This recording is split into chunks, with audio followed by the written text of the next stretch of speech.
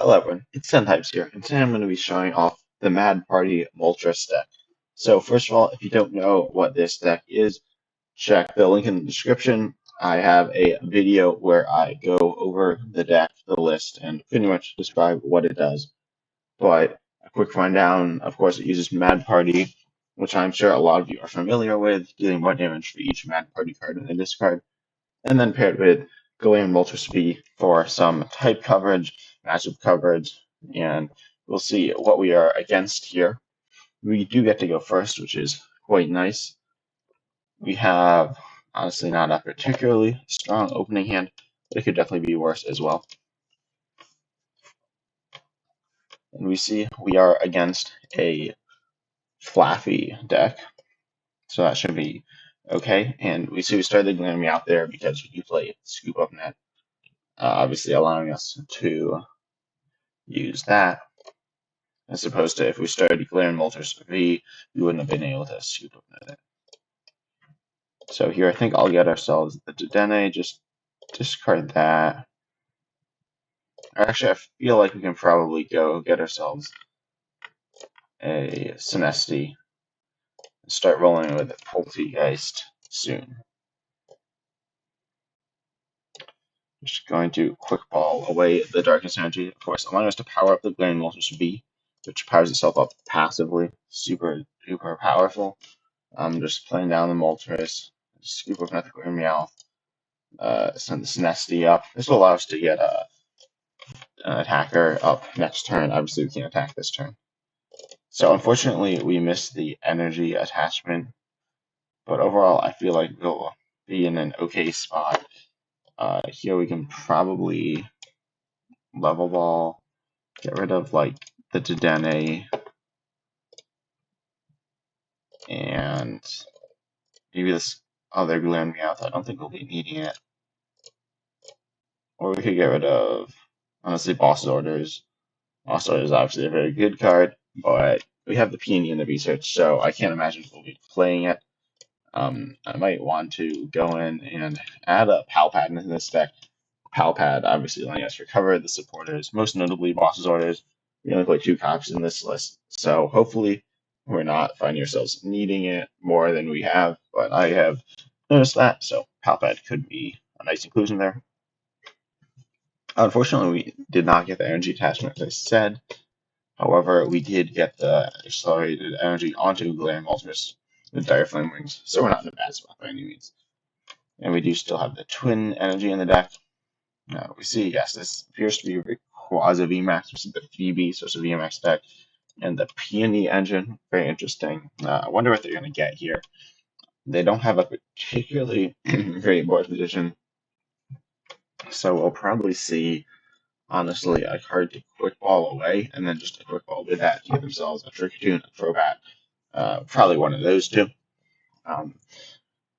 Yeah, something along the lines of that. I feel like this is a pretty solid matchup, assuming they're not playing any spread cards. We see Stormy Mountains Professor Research, so they're just going to Stormy Mountains for that Rayquaza. It looks like wait off a turn here. That is okay with us. We love them getting off to a slower start. We top deck a Peony here, so that's not great.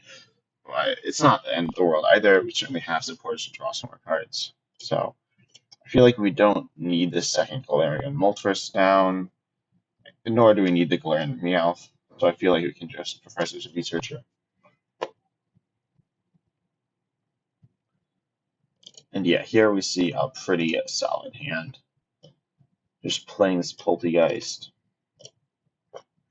We do have the guaranteed KO. Because we have 1 in the discard right now, we can T-break away the Dedenne, and then use the Galarian Meowth to get rid of 2 more. So all in all, very solid. Just getting ourselves a Galarian Mr. Rhyme. Looks like we prized one of those. It looks like we prized a few Mad Party cards. Actually, maybe not that many. Overall, we should be fine. Just gonna get rid of these guys now. We did not get a Darkness Energy in the discard for Galarian Moltres, but we did get the attachment, allowing us to take the KO here. We can just probably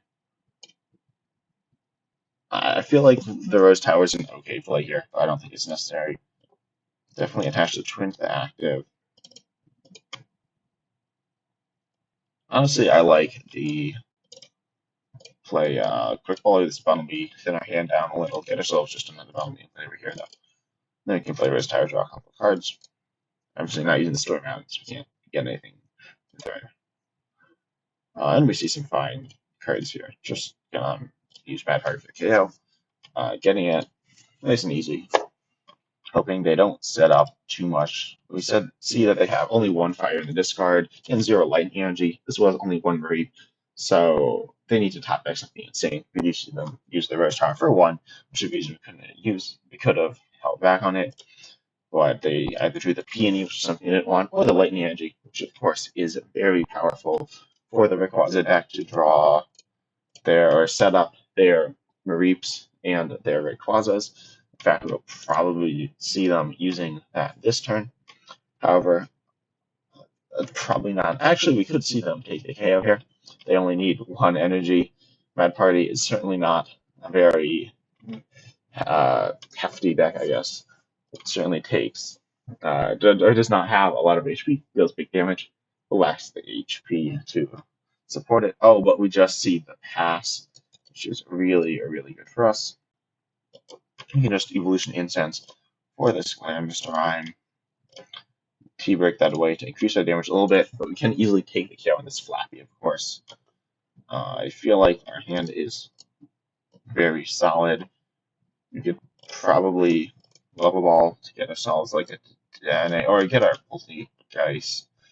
I feel, yeah, that seems fine. It shouldn't matter too much which we do, but just want to evolution more away this energy and this Poltergeist. Get our energy in play as much as we can. Mad Party's a deck that if it doesn't get energy in play, stuff can go really badly. So just want those down. You could bump their stadium, but I don't feel like it's necessary right now. And giving them more access to draw is not quite what we're looking for. We can also keep the stadium for our next turn or bump the stadium later. So I feel completely fine at now playing the Rose Tower. We are in a good spot with prizes. Now we did find the boss's orders, which is not too good because, well, it's good that we found it, but now's not quite the right time. We're going to struggle to deal enough damage, so probably just... Oh, and we see the concede. As I was saying, we could have struggled to take out enough Pokemon if they had kept retreating, because we would have been down to boss orders. But as you saw there, the deck is very powerful. Beating Rayquaza VMAX, they certainly didn't have the most powerful setup, but you just saw the extreme consistency of the deck and just how good of a deck it is overall.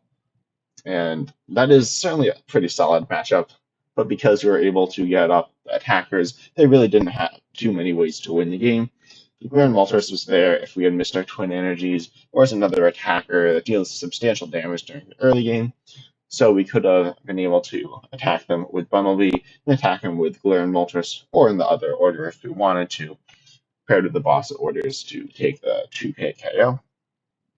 So thank you everyone for watching this video. If you want to see more Mad Party content or more different content, possibly longer videos, things like that, leave a comment down below. If you like this, remember to leave a like. I really appreciate it if you subscribed as well. And thank you. See you in the next video.